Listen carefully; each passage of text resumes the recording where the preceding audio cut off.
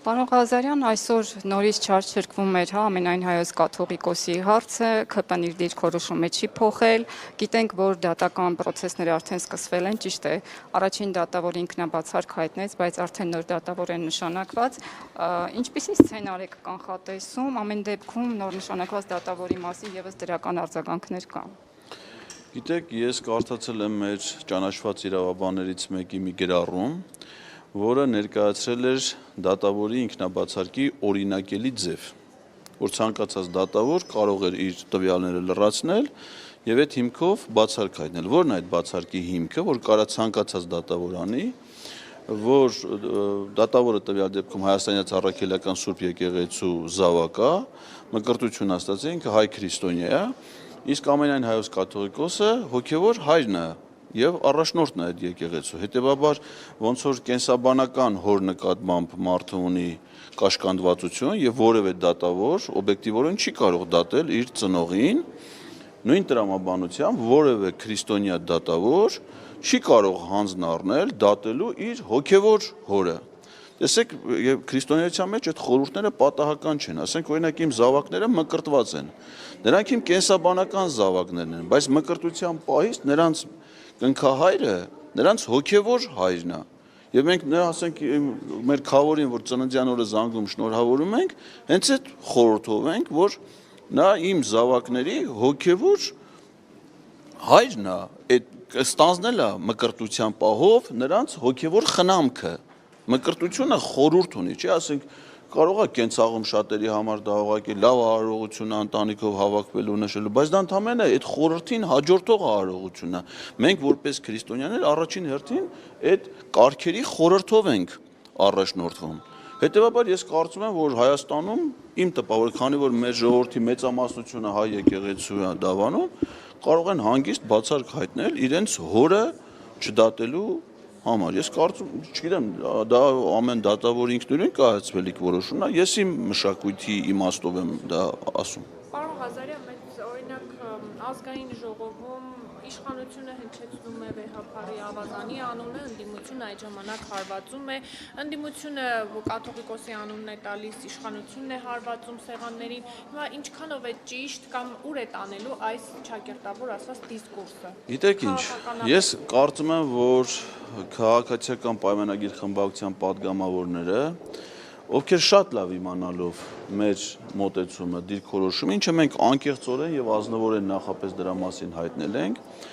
դա անելը ես համարում եմ սադրանք։ Առավել եւս, որ դրա անելու անհրաժեշտությունը կարիքը չկա։ Տեսեք, նիստը նախագահողը այսօր առաջին իր մեկնաբանության մեջ ինչ խնդրեց падգամավորներին, որ ելույթները կառուցվեն թեմայի շրջանակներում, չէ՞։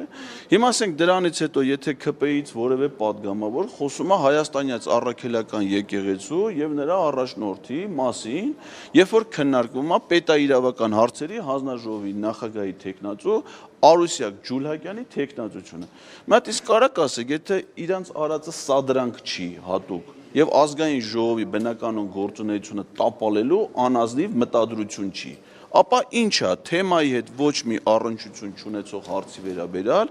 իմանալով մյուս падգամավորների վերաբերմունքը, անհարգալից վերաբերմունք ցուցաբերել պարլամենտի եւ падգամավորների նկատմամբ գնալով սադրանք։ Ես կարծում եմ դա սադրանք է։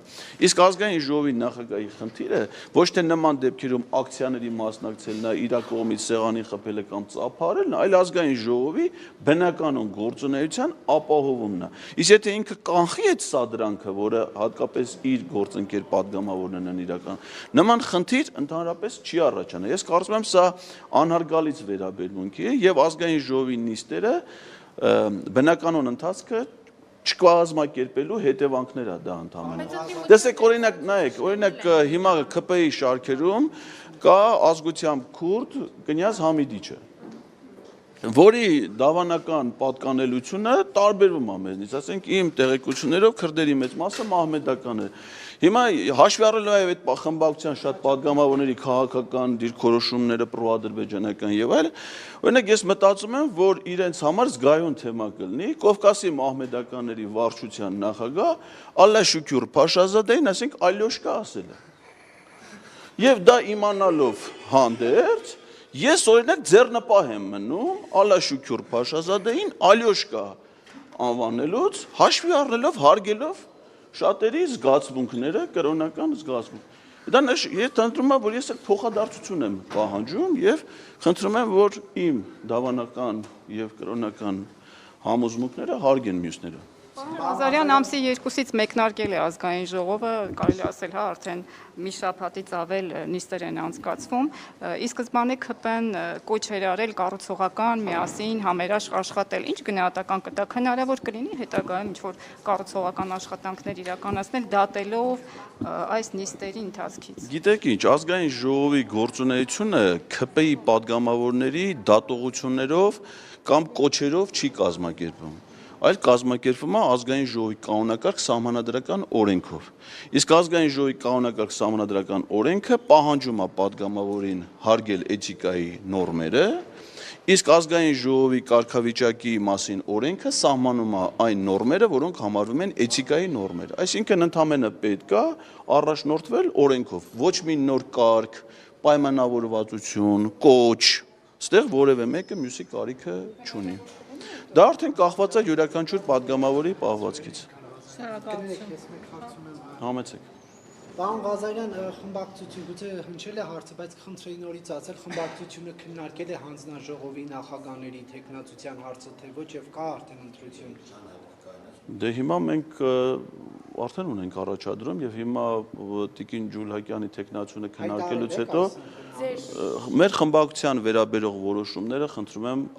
այսօր եւ այսուհետ պարզել միայն խմբակցության ղեկավարից եւ քարտուղարից, միայն իրենք են պատասխանատու խմբակցության անունից հայտարարություններ անելու։ Ես նման հավակնություն չունեմ, ես ի սկզբանե եմ ասել, որ խնդրում եմ ինձ որևէ ղեկավար պաշտոնում ազգային ժողովում չառաջադրել, ազգային ժողովի падգամավորի կարգավիճակ ինձ բոլոր հնարավորությունները տալիս է իմ քաղաքական գործունեությունը ծավալելու համար։ Ես եմ շնորհակալ։